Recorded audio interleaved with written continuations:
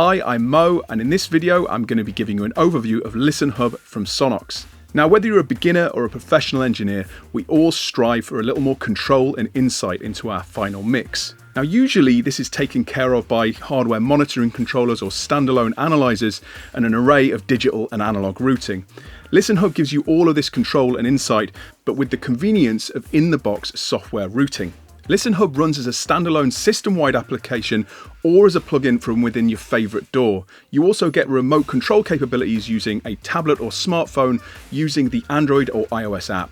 There's also a really simple loudness section in ListenHub, which lets you know whether you're pushing things a little too hard or whether your current mix is at a competitive level. In addition to this, you can reference your mix to incoming sources like YouTube or Spotify so you can see how you stack up against your favorite tracks. So let's dive a little deeper. I'll show you ListenHub in a few different scenarios, how it can benefit you and how it can fit into your workflow. So here we are in Logic Pro working on the mix of the track that you heard in the intro.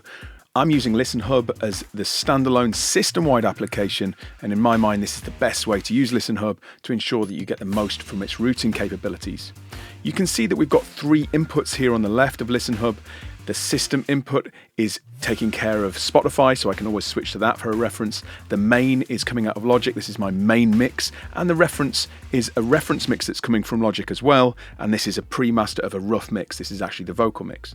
Right now we're working on the instrumental mix in Logic, and you can see that there are some yellow dots appearing to the left of these names. Now this can mean that there's some inputs that are hotter than others and are coming in at higher levels. We can solve this by using the match input loudness function. I just click this, hit update, and this ensures that we're not going to get any nasty leaps in level when switching between inputs. Now I can easily switch to my reference mix and get a nice smooth transition between the two. Once I've got this tuned in, I can also isolate different frequency bands by using these controls below the display here. This is great for homing in on a specific area of our mix. We can also isolate the left or right sides. We can swap the left and right sides. We can hear the mix in mono and also hear the sides of the mix in isolation. To the right, we've got our level controls. These are not the traditional level controls you might be used to seeing, but they give you repeatable results that are the same every time. So we've got loud, normal, quiet, and soft here. We can easily switch between those. We can also dim and mute our mix.